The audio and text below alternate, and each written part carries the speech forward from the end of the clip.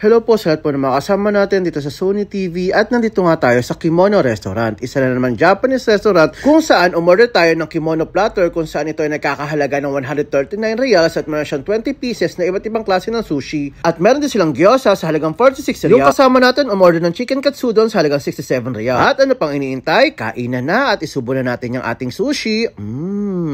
Sarap! Ang masasabi ko dito sa sushi nila, masarap, malinamnam, talagang lasan-lasa mo yung sangkap, di ba? Pwede. Pero seryoso, masarap talaga at dumating na nga yung ating beef ramen. Tikman na natin ang sabaw.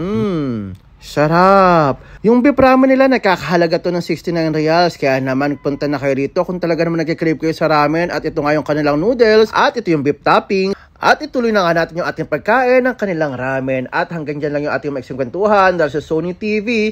Laging kasama ka. Ingat and God bless. Thank you for watching. Sarap!